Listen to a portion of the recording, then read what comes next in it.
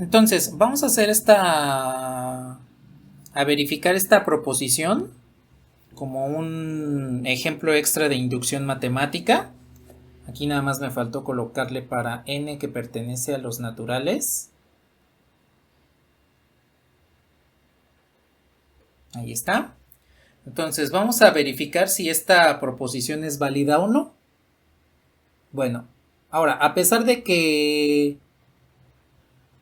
aquí la operación que me dice la proposición es un producto, opera exactamente igual que la suma. Es exactamente igual que la suma. Entonces, pues podemos comenzar con el primer caso válido, ¿no? Habíamos estipulado que dentro de la inducción matemática los casos a probar son el caso de la proposición en 1, y esto indicaría que n tendría que ser igual a 1. Entonces, para este caso, pues tomo el primer término del producto, que sería 2, y eso tendría que ser igual al lado derecho, evaluado en n igual a 1. Entonces esto me quedaría 2 elevado a la n cuadrada más 1. Entonces esto me quedaría como 1 al cuadrado más 1 sobre 2. Todo este es el exponente. De tal forma que esto lo tengo como 2 es igual a 2. 1 al cuadrado, pues es 1 más 1. El exponente me queda como 2 entre 2. ¿Y 2 entre 2? Pues es 1. De tal forma que esto me quedaría como que 2 es igual a 2 a la 1. Es decir, 2 es igual a 2. Bueno, entonces aquí puedo concluir que este primer caso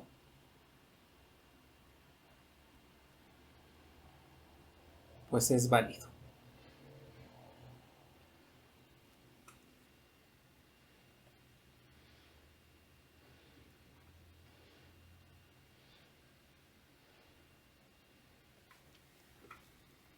Viene el caso 2. Evaluando a la proposición en P en K. Evaluando la proposición P en K. Eso quiere decir entonces que vamos a considerar que n es igual a K.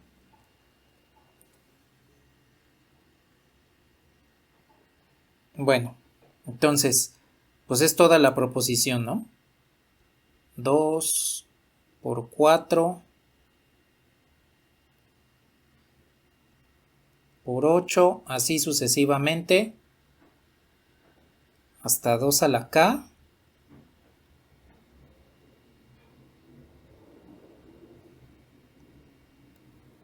Y esto tendría que ser igual a 2 elevado a la K cuadrada más K sobre 2. Y al ser la hipótesis, es válida exactamente. La hipótesis de inducción. Bien, pues ya tengo entonces aquí el segundo caso. Bien, pues ahora entonces vamos por el caso, el siguiente del caso general. A ver, reiterando, si en la hipótesis de inducción tomo los primeros k factores, en este caso serían los primeros k factores, en la tesis, ¿cuántos factores voy a tomar? Ajá, exactamente. Entonces en este tomaría los k más un factores, considerando que ahora n es igual a k más 1. Entonces tomo el primero.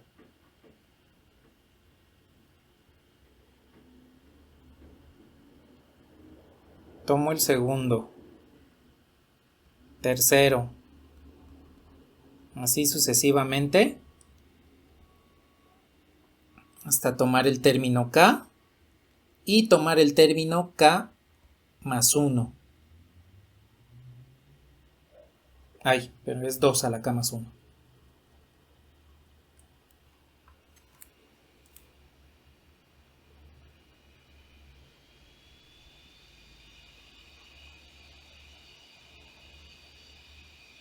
Ahí está. Entonces, del otro lado, pues voy a sustituir n por k más 1. Entonces me quedaría 2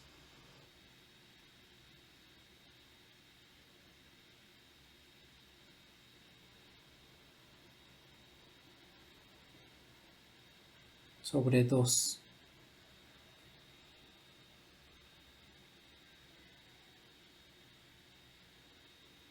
Ahí está. Entonces, ahí tengo ya la tesis de inducción. De esta forma, pues lo que necesitamos hacer es lo que hicimos en la sesión anterior. Debo tomar la hipótesis de inducción, manipularla para llegar hasta la tesis. Entonces, pues procedemos como lo hicimos la sesión anterior. A ver. Entonces, desarrollando esto,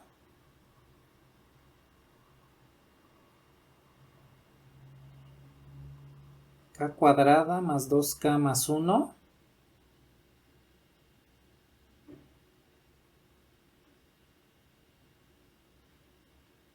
más k más 1, y todo esto entre 2.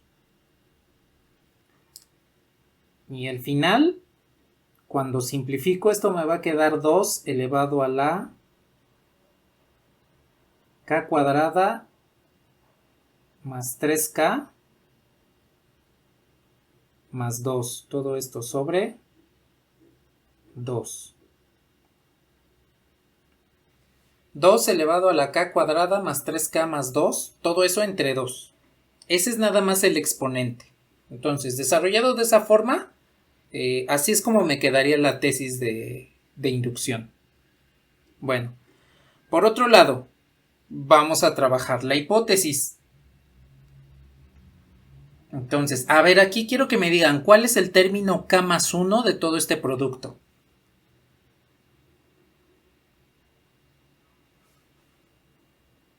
Exacto, este, ¿no? Bueno. Entonces, a ver, tomo la hipótesis. 2 por 4 por 8, etcétera, etcétera, etcétera. Por 2 a la k.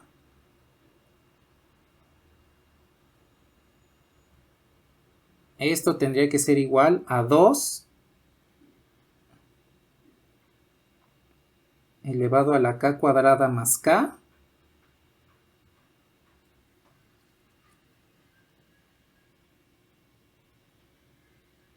sobre 2. Entonces, multiplico por el término k más 1 a ambos lados de la igualdad.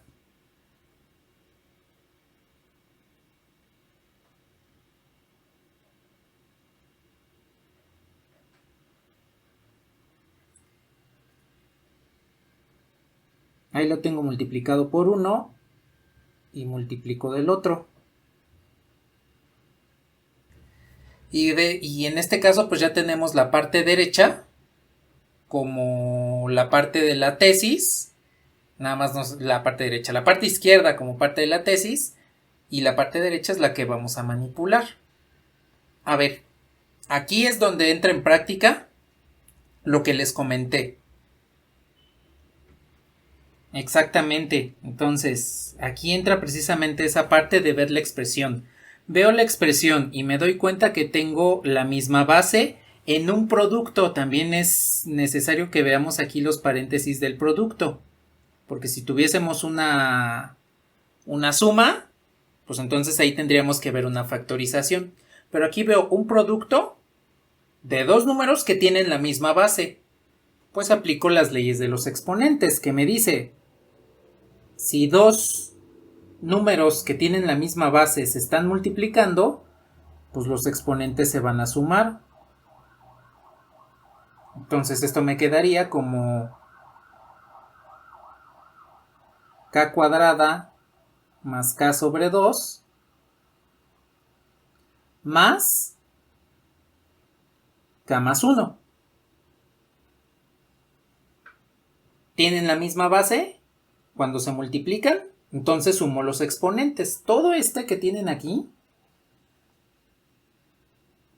este, es el exponente. Ahora, si me voy a la tesis de inducción, ustedes pueden darse cuenta que solamente debemos manipular el exponente. La base, que es 2, pues ya la tenemos ahí. No tenemos ningún problema con esa base 2. Lo que debemos hacer es manipular el exponente para verificar si existe o no existe igualdad entre la hipótesis modificada y la tesis de inducción. A ver, entonces, nada más voy a manipular el exponente, al final ya lo voy a incluir en la expresión completa. Entonces, esto sería como k cuadrada más k sobre 2 más k más 1.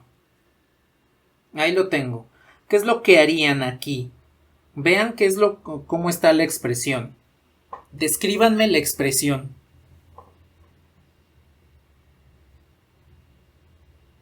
Es una suma. ¿Qué más? No, aquí no comparten el mismo denominador. Solamente k cuadrada más k tiene denominador 2. Y como tengo una suma, si yo quiero realizar esta suma, este término lo podemos dejar tal cual. Y el término k más 1, para poder sumarlo, podemos multiplicar y dividir por 2. De esta forma ya tendríamos el denominador como un 2.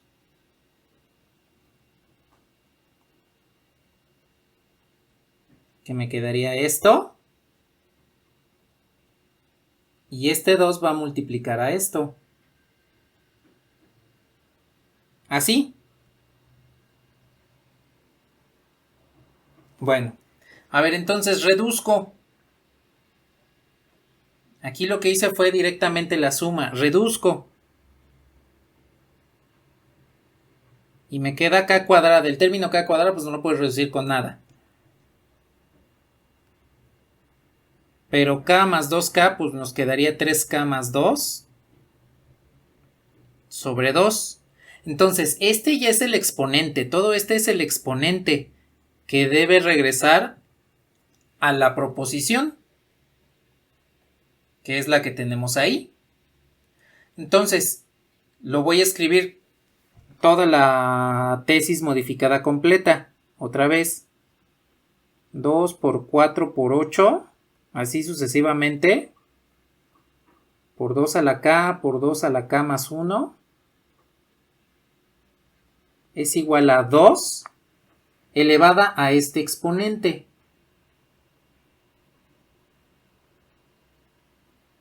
K cuadrada más 3k más 2. Y todo esto dividido entre 2. Bueno, esta es la expresión que ya encontramos de la hipótesis modificada. Y díganme si eso no es la misma que la de la tesis. Es exactamente la misma. Aquí tenemos la parte derecha, que son los términos desde 2, 4, 8 hasta 2 a la k más 1.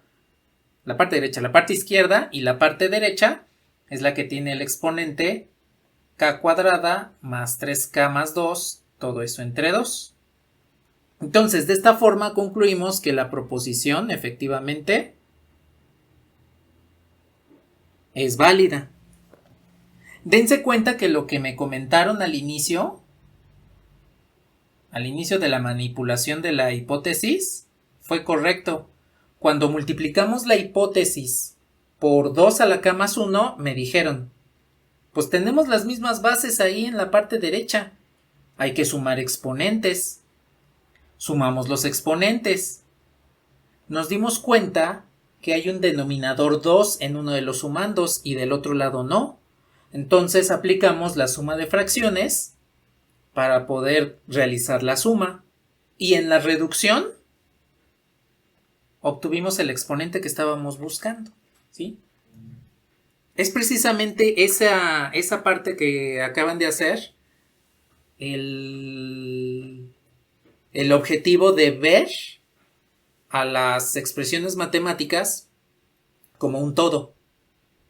Porque si yo lo hubiera visto, pues de un lado tiene un 2, del otro lado no lo tiene, de un lado tiene un k cuadrada y del otro lado no, pues aquí nos hubiésemos atorado.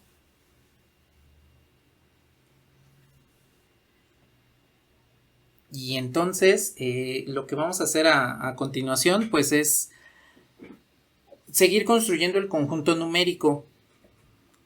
Ya conocimos lo que son los números naturales, vimos su definición, sus operaciones y un poco de orden. Ahora, quiero cerrar aquí los números naturales con otras expresiones que tienen que ver también con el orden. La primera es que si yo tengo dos números naturales, por ejemplo, que m sea menor a n, entonces esta se va a conservar, esta desigualdad se va a conservar si yo sumo a ambos lados el mismo número natural. Entonces me invento otro número natural que sería p, y si lo sumo a ambos lados de esa desigualdad, pues se va a conservar tal cual. Es lo que conocemos como la cancelación, lo que ustedes coloquialmente conocen de que, pues si está sumando de un lado lo paso restando. Lo mismo va a suceder si en lugar de hacer la suma hago el producto. Bueno.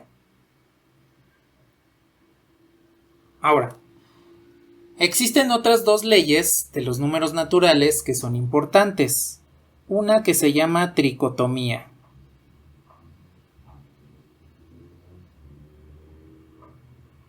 La tricotomía me dice, tú tienes dos números naturales. M y n pertenecen a los naturales. Entonces, solamente se puede cumplir uno de estos tres casos. Que m sea igual a n. O bien que m sea menor que n.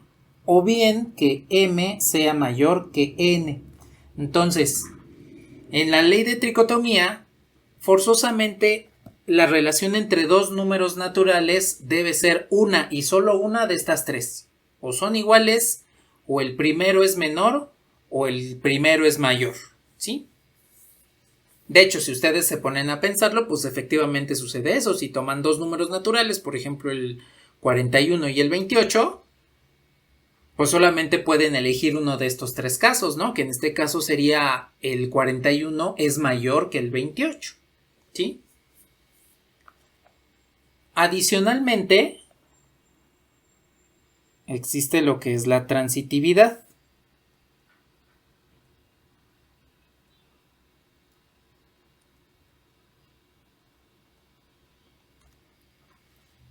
En la transitividad, ustedes tienen que contemplar tres números naturales. Por ejemplo, m, n y p. Si yo los coloco en la pseudo recta de los números naturales, recuerden que es pseudo porque entre números naturales no hay elementos, entonces no puedo definir lo que es una recta. ¿Ustedes están de acuerdo para que para que m llegue hasta p, forzosamente debo dar un salto a n y de n a p? ¿Sí están de acuerdo? Bueno, entonces la ley de transitividad me dice, si yo tengo que m es menor a n y a su vez tengo que n es menor a p, entonces forzosamente m tendría que ser menor que p. En términos de la recta numérica, para que a partir de m yo alcance a p, pues tendría que pasar por n, considerando que n se encuentra antes de p. Eso es lo que me dice la ley de transitividad, ¿sí? Ahora, aquí tengo un pequeñísimo problema y que tiene que ver con el orden. ¿Se acuerdan cómo definimos el orden en los números naturales?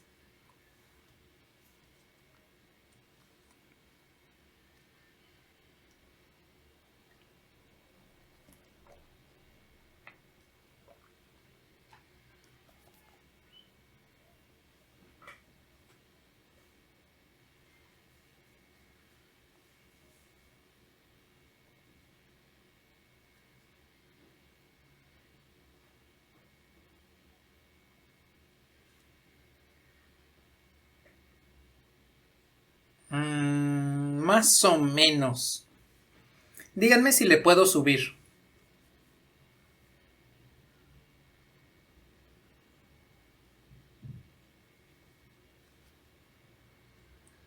Más o menos. No específicamente, pero sí tiene que ver. Díganme si le puedo subir.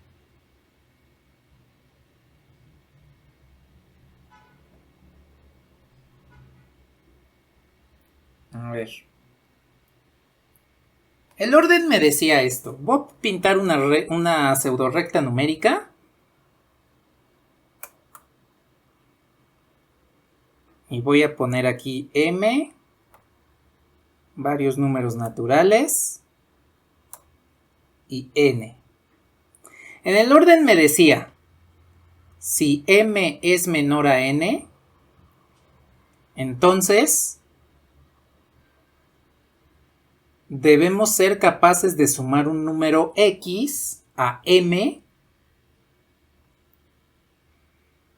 para que pueda alcanzar a n. Entonces, dábamos unos saltos aquí sobre esta pseudo recta.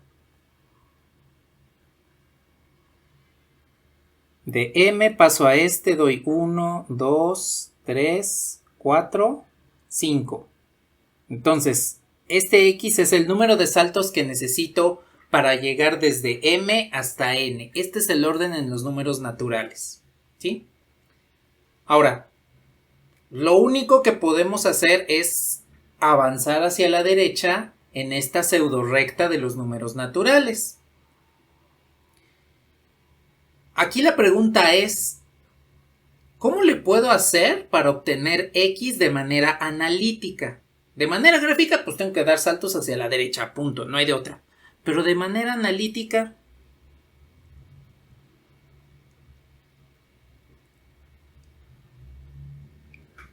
es lo que llamamos despejar. Esto, pues, es una ecuación. Entonces tendríamos que x tendría que ser igual a n menos m. Y aquí tenemos un problema. Por este signo negativo. ¿Qué es esto?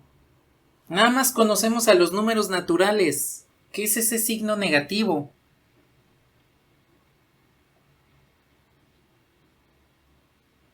Pues ese signo negativo es un caso especial de la suma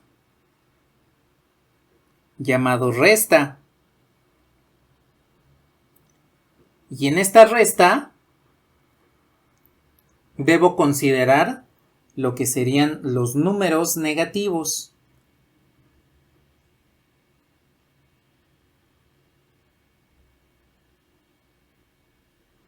De tal forma que si n es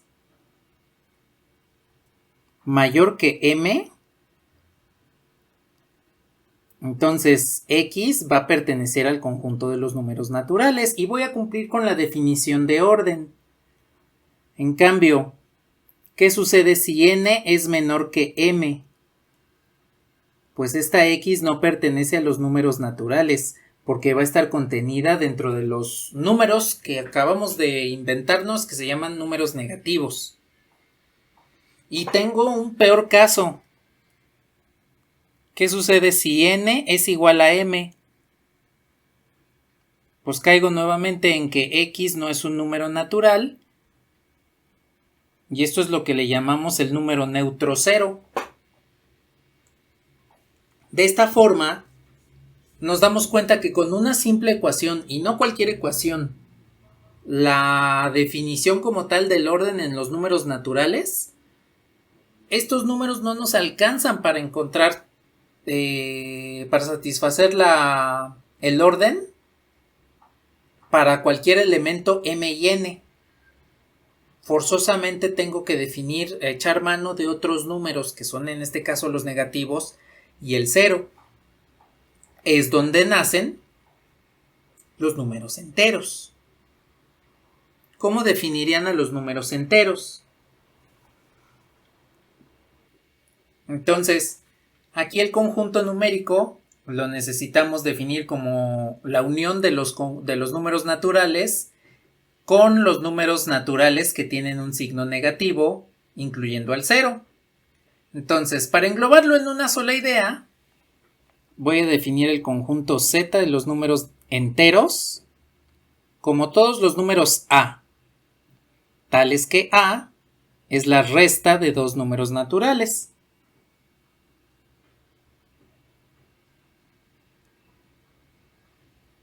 Considerando que m y n son naturales. Ese sería el conjunto de los números enteros. Dense cuenta que con esta resta ya estoy englobando los tres casos que tienen ahí arriba en la parte superior. Estoy englobando cuando son números naturales puros, cuando son los números negativos y cuando es el cero. Aquí me faltó ponerle que tampoco pertenece a los naturales.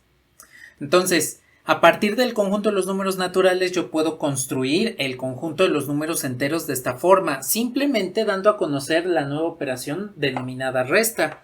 Con la resta pues ya podemos establecer, ok, yo puedo contemplar los números naturales y ahora puedo contemplar los números que se encuentran antes de los números naturales.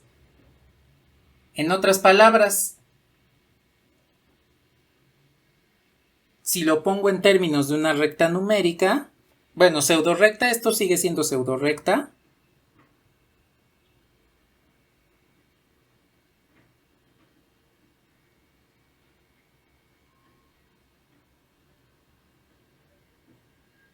Anteriormente solamente podía hacer esto, dar saltos hacia el frente en los números naturales, pero ahora ya tengo la forma de dar saltos pero hacia atrás.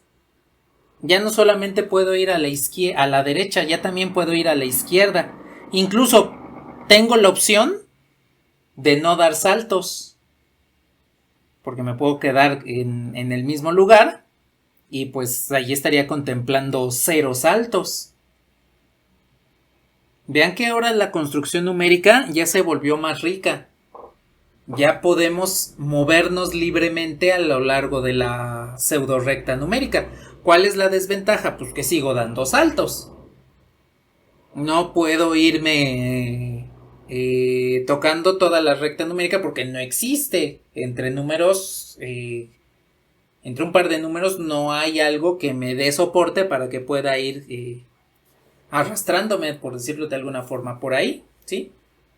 Entonces, en este caso, el conjunto de los números enteros enriquece a los naturales de esta manera, en el que ya puedo definir lo que son los números negativos, el número neutro que es el cero, los números positivos que son los naturales. Y con esto, pues puedo moverme libremente sobre la pseudo recta numérica.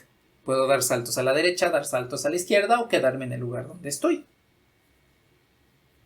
Ahora, lo importante de esto es, si los números enteros están definidos a partir de los números naturales, ¿qué propiedades deben tener los enteros? Exacto. Bueno, para empezar tienen orden, ¿no? Si yo tengo un número entero A, le sumo un número entero X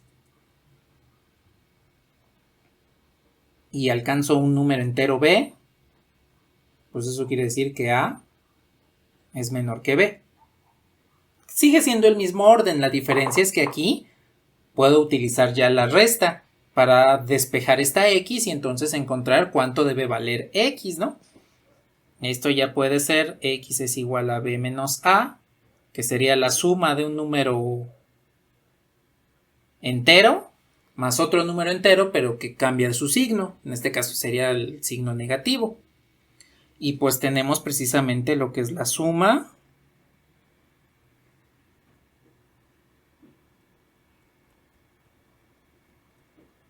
y la multiplicación. Aquí la definición de suma y multiplicación de números enteros no la voy a mencionar como tal. De hecho, en la lectura, si no estoy mal, es la lectura 9. Ahí ya tienen la definición completa. Déjenme les digo si efectivamente es la lectura 9.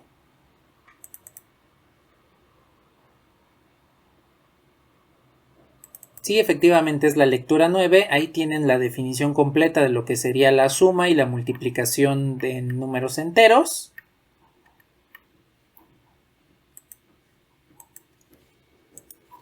Porque aquí lo que quiero comentar es rápidamente qué propiedades cumplen estos dos. Entonces les voy a preguntar, si yo sumo un número entero con otro número entero, el resultado me devuelve un número dentro del conjunto de los enteros. Sí, no importa qué número sume, incluso no importa qué signo tengan. Sean positivos, negativos o neutros, si yo sumo números enteros me da un número entero. A ver, si yo sumo dos números enteros, ¿importa el orden en el que los sume?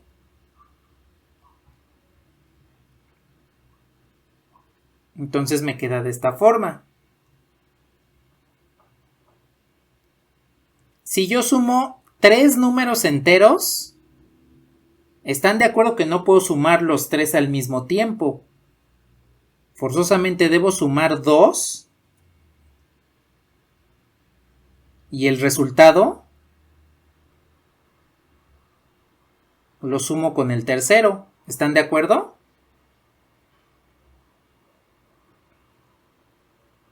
Si yo sumo un número entero con el 0, ¿qué le pasa? Se queda igual. Cuando sumo cualquier número entero con el 0, pues no lo afecto. Decimos que el 0 es entonces un neutro. ¿Y qué pasa si yo sumo un número entero con su contraparte con signo contrario? O lo que es lo mismo, si a un número entero le resto el mismo número entero. Nos devuelve 0. Bien, estas 5 propiedades que cumple la suma de la multiplicación de la suma con números enteros es lo que le llamamos grupo abeliano.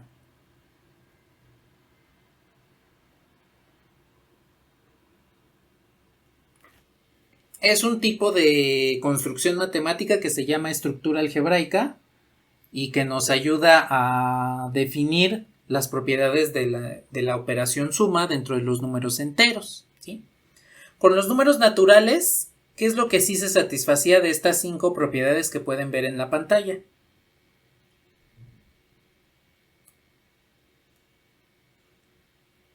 Ajá. Ajá. Ajá, exactamente. Como en las dos últimas necesitamos el 0, ese ya no es un elemento natural, según como los habíamos definido. Entonces, Para los números naturales solamente cumple lo que se llaman cerradura, que es esta, conmutación y asociación. Eso es lo que cumplen los números naturales. Ahora, enriqueciendo ese conjunto con los negativos y el cero, pues vemos que se cumple el elemento neutro, así es como le llamamos al cero, y los elementos inversos aditivos. Entonces vean que nuestra construcción nos ha dado ciertos frutos respecto a los números naturales, ¿sí? ¿Qué pasa con la multiplicación? Si yo tomo el producto de dos números enteros, ¿el resultado siempre va a ser un entero? Sí. Si yo multiplico dos números enteros, ¿importa el orden en el que los multiplique?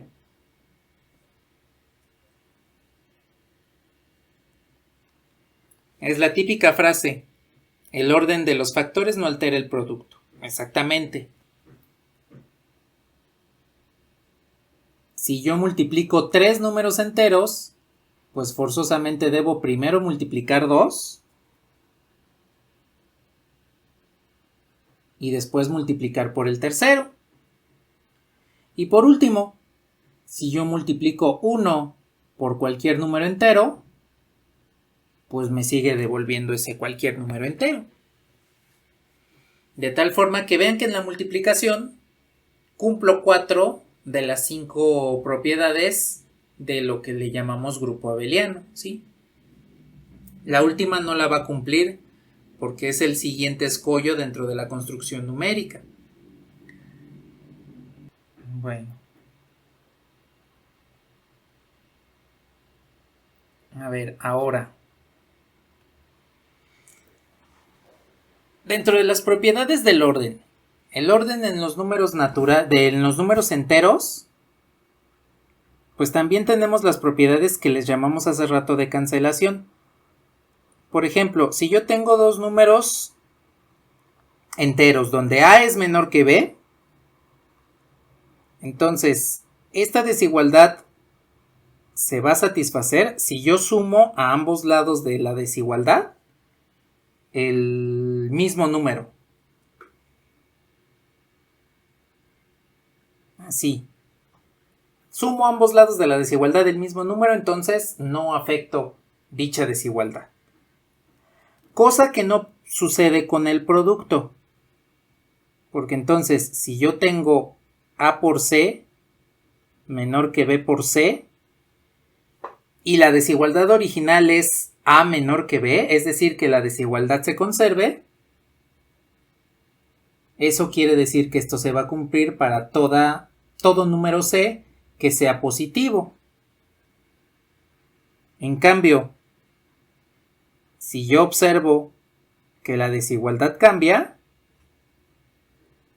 eso quiere decir que el número C forzosamente tendría que ser negativo. Entonces, cuando yo multiplico una desigualdad por un número negativo, siempre debo cambiar el sentido. Siempre. Por ejemplo, ¿ustedes están de acuerdo que 1 es menor que 2? Bueno.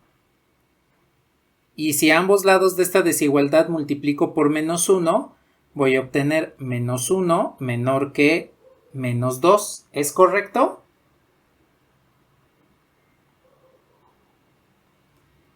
No, no es correcto. La razón de que no sea correcto es porque si yo tengo acá la pseudorrecta,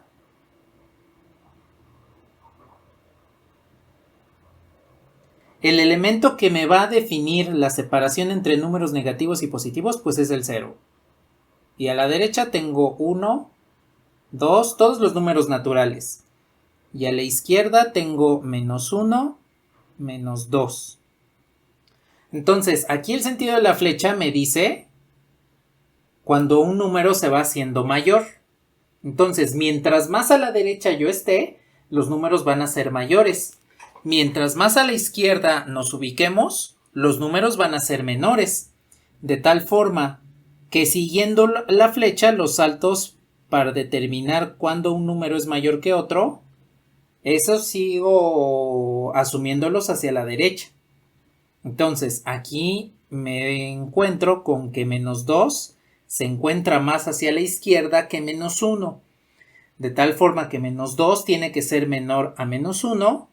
Y entonces aquí debo cambiar el sentido de la desigualdad. Cuando multiplico por un número negativo, siempre debo cambiar el sentido de la desigualdad. Si no, estaría cayendo en un error.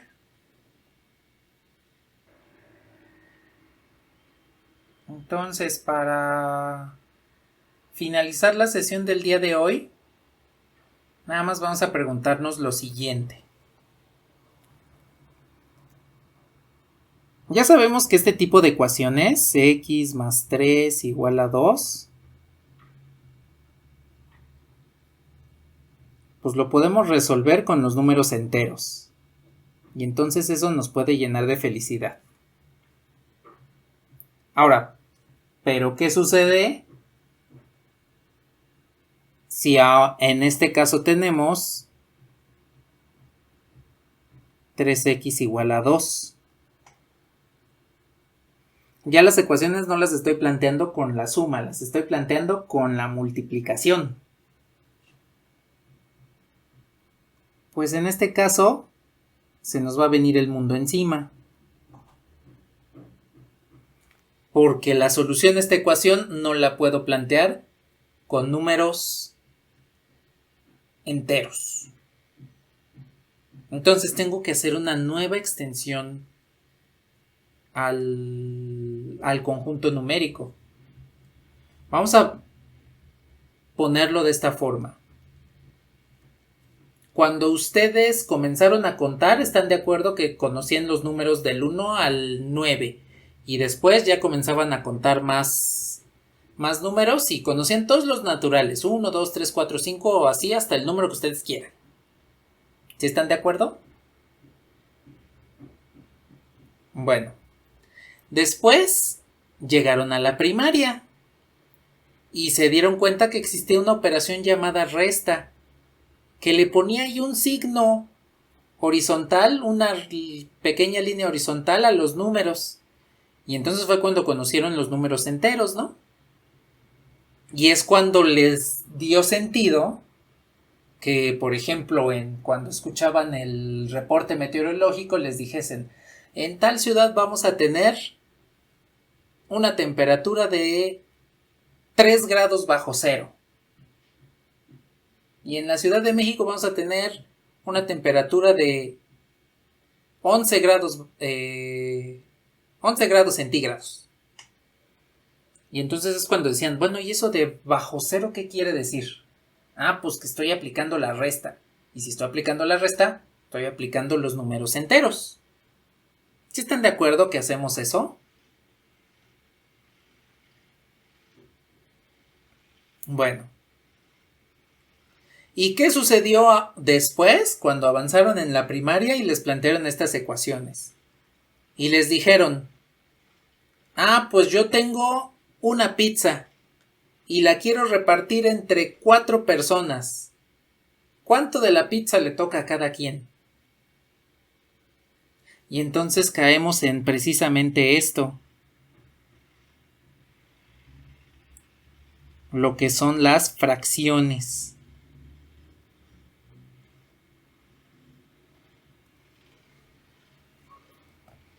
Y es cuando conocimos eso como quebrados. ¿Por qué le llaman quebrados a eso?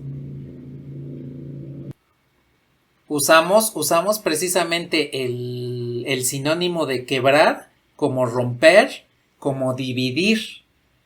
Entonces, con las fracciones lo que estamos estableciendo es una división. Ahora, por ejemplo, si nosotros teníamos, no sé, se me ocurre en este momento canicas, con los números naturales podríamos contar nuestras canicas. Y con los números enteros podríamos decir, ah, pues yo tengo 20 canicas, le voy a quitar 5 porque estas son las 5 que yo quiero conservar y no quiero que me las quiten. Entonces le resto 5 a esas 20, juego con las otras y si las otras me las ganan, pues ya son canicas negativas, porque ya me las están quitando, ¿no?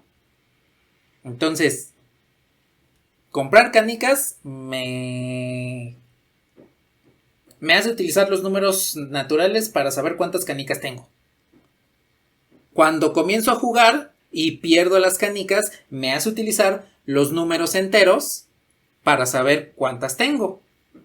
Bueno, ahora, ¿qué sucede si yo ya quiero deshacerme de mi colección de canicas y digo, pues tengo todas estas, las voy a repartir? Y de mis 15 canicas que me quedaron, las quiero repartir entre 4 personas. ¿Qué es lo que va a suceder? Pues voy a manejar quebrados, voy a manejar divisiones, voy a manejar fracciones. De esta forma es que comenzamos a repartir. Ya no solamente contamos y quitamos, ahora también repartimos, que es el objetivo de las fracciones. Incluso si me voy a un proceso de abstracción más complejo, lo que estamos haciendo a partir de contar, lo estamos especializando en medir. ¿Y a qué me refiero con esto? Ustedes pueden ir, por ejemplo, al mercado o al supermercado o donde quieran y pueden comprar 20 manzanas, ¿no? ¿Pueden contar las manzanas? Sí. Pero no compran como tal 20 manzanas, a menos que sí específicamente digan, pues quiero 20 manzanas. Lo que usualmente hacemos es comprar 1,5 kilos de manzanas, ¿no? O 1/4 kilo, o 3/4, o 2,5 kilos, lo que ustedes quieran. Ahí ya no estamos contando. Ahí estamos especializando el proceso de contar a algo que se llama medir. A partir de este momento, con las fracciones, ya podemos hacer mediciones y decir, tal cosa tiene 1.23 kilogramos. Tiene una masa de 1.23 kilogramos. La Ciudad de México se encuentra a 27.8 kilómetros de tal poblado. Ya podemos también considerar el establecer una cantidad para, por ejemplo, el agua. ¿Ustedes pueden contar el agua? No pueden contar el agua. Sí, si yo les digo, a ver, aquí tengo un botecito lleno de agua. Cuenta el agua. No, pues quién sabe cómo le voy a hacer. Lo que sí podemos hacer es medir el volumen de agua. Eso sí lo podemos hacer. Contar el agua como tal, no. Medir el volumen de agua, sí lo podemos hacer. Por eso tenemos botellas de 1 litro de agua, de 1,5 litros. Podemos establecer el gasto de agua en metros cúbicos, ¿no? Entonces ya lo que estamos haciendo es especializar el proceso de contar para convertirlo en una medición.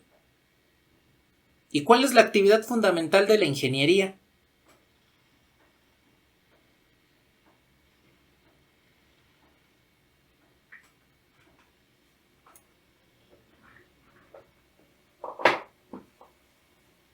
Medir. Es medir. ¿Por qué es la actividad fundamental? Hay quien dirá, no, pues la ingeniería resuelve problemas. No. La ingeniería no, como tal, no resuelve problemas. La ingeniería lo que hace es tomar los fenómenos de la naturaleza para poder utilizarlos en alguna actividad humana. Eso es lo que hace la ingeniería. Y como tal, pues no es como resolver un problema, sino es utilizar, pues para que llevemos una vida más cómoda. Utilizar la física para que llevemos una vida más cómoda. Esa es la realidad, ¿no? Entonces, la única forma en la cual podamos llevar a cabo ese proceso en la ingeniería es midiendo. Y si no, les voy a poner un ejemplo. Ustedes que están en ingeniería mecánica, ¿cómo saben que un motor de combustión está haciendo uso efectivo del combustible?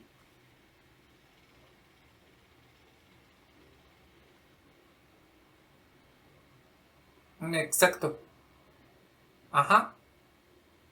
Midiendo cuánto de combustible está consumiendo el motor mientras está en funcionamiento. ¿Y qué es lo que le está devolviendo mediante la combustión? ¿Cómo le hacemos para que ese motor de combustión no explote? Pues medimos. Si pasa la energía que se está produciendo dentro del motor, pasa de tal nivel, pues entonces tenemos que hacer algo para quitarle energía, lo que sería, por ejemplo, un proceso de enfriado, y que el motor no explote.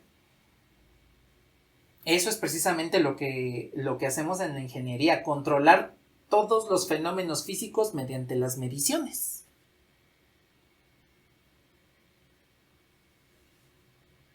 Bueno, entonces, pues yo creo que vamos a dejarle hasta aquí por el día de hoy. El próximo jueves ya continuamos con esta parte de los números racionales y comenzamos a ver los números reales, porque si los números racionales nos ayudan a medir, pues los números reales ya no solamente nos ayudan a medir, sino a medir con precisión, tal cual como debemos hacer en todos los fenómenos, ¿sí?